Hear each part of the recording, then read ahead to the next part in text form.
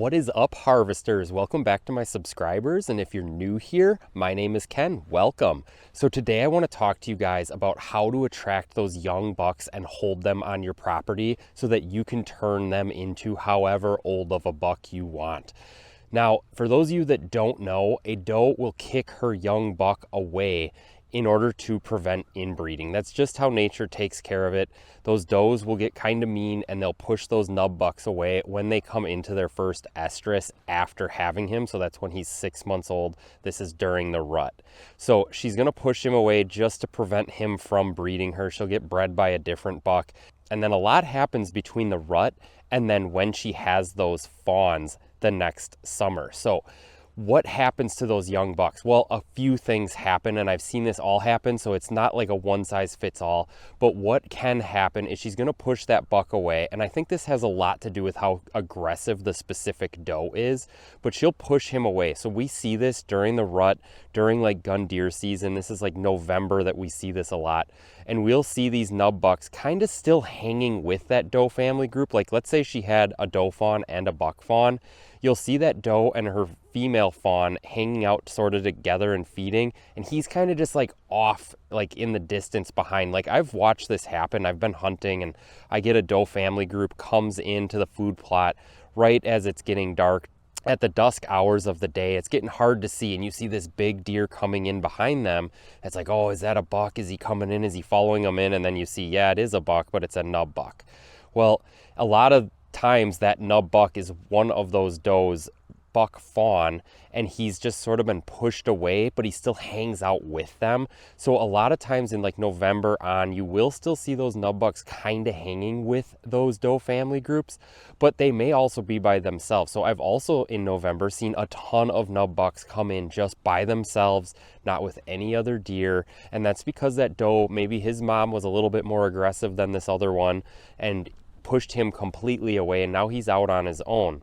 But the other thing that I've seen as we keep pushing forward is I've seen these nub bucks actually will join up with those like 1.5 year old bucks once they start to rejoin in their bachelor groups as we head into winter. Now the deer as a whole will go to like their yarding areas in the winter. They're just trying to go to wherever it is easiest to survive winter. There's not a lot of fighting going on. The bucks will end up losing their antlers and all of that as we head into spring.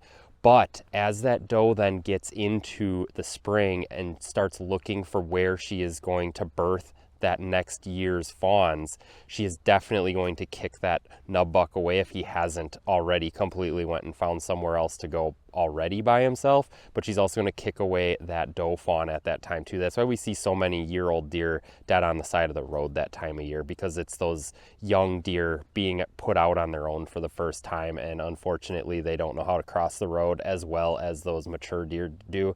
And so that time of year is the second highest probability of deer getting hit on the road. The first is of course during the rut when they're all running around chasing each other.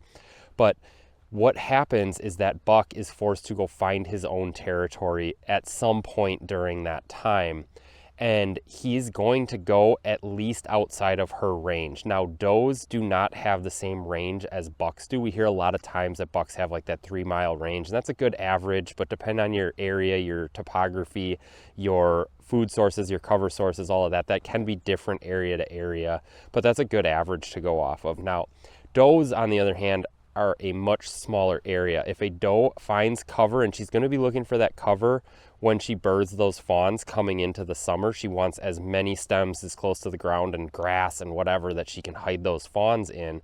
So she's going to want that nice thick cover, and that it's also adjacent to food. Now that food source doesn't have to be super high quality. It just needs to be a food source for her. Now she's going to stick with that though, like almost year round, except for in the middle of the winter. But she's going to stick to that, and that's going to be her home turf, and she's going to just sit there almost completely year round. So all that buck has to do is leave at least outside of that bubble. Now what he does is probably, this is why bucks do have that 3-mile home range. He's going to go out and he's going to wander, maybe 3 miles, maybe more.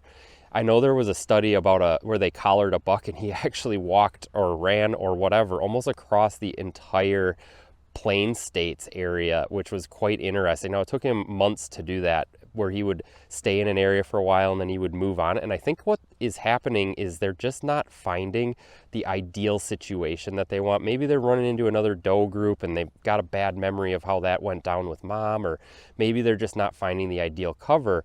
But what he's going to do is he's going to go out, he's going to wander, and he's going to look for the area that he is going to call his new home. And what we want to do with our property is make it that highest quality property that he's going to inevitably find, and it's going to get him to stick there.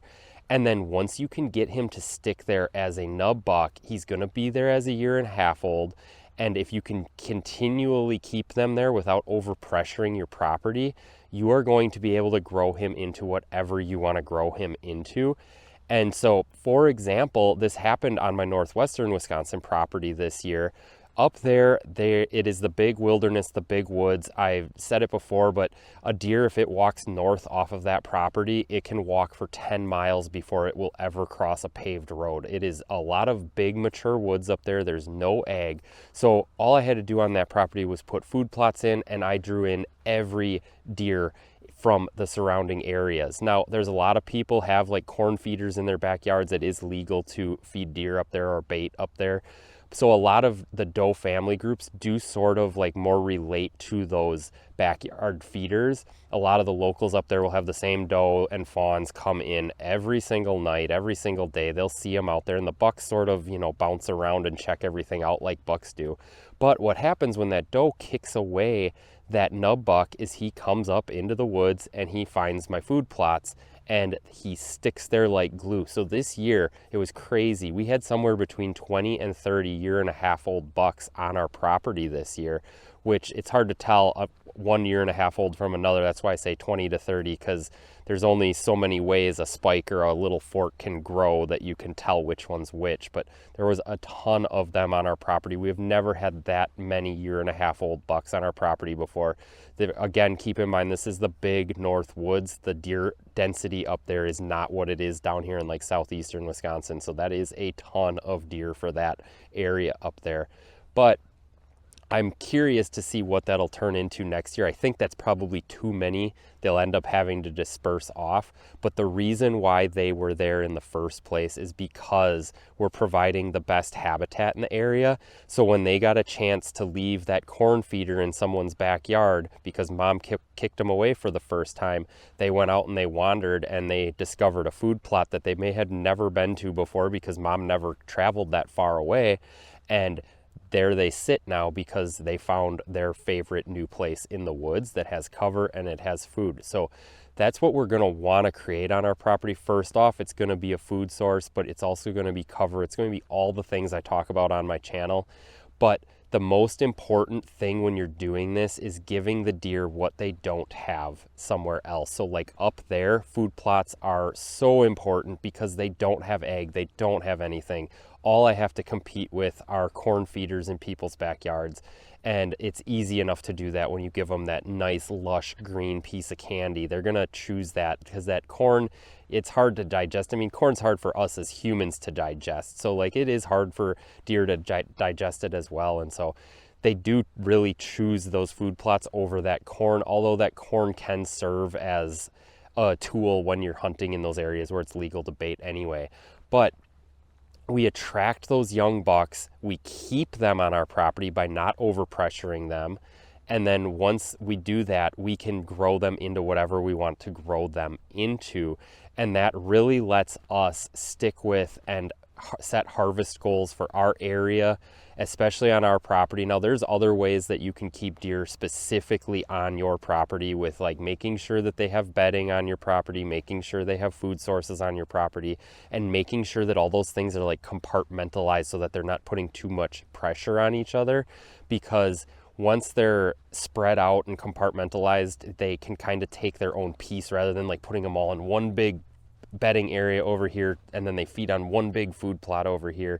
I always talk about like if you're going to put in 2 acres of food, don't put in a 2-acre food plot, put in 4 half-acre food plots instead. Same thing goes for bedding.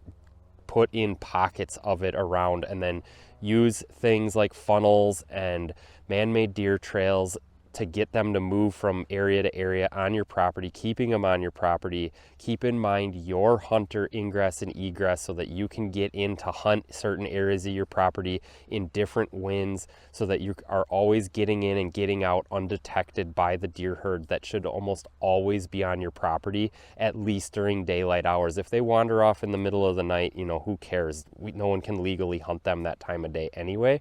But if you can keep them bedded and keep them feeding on your property during daylight hours, not only will you be able to harvest whatever you want on your property, but you're also going to keep them alive so that your neighbors aren't harvesting them, and you can grow the deer herd you want.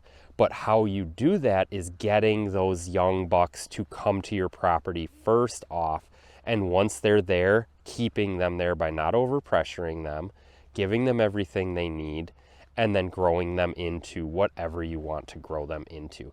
Now, I hope you guys got some value from this. If you did, you know, do me a favor, hit that like button, leave me a comment below, hit the subscribe button if you haven't already, and I'll catch you guys on the next one.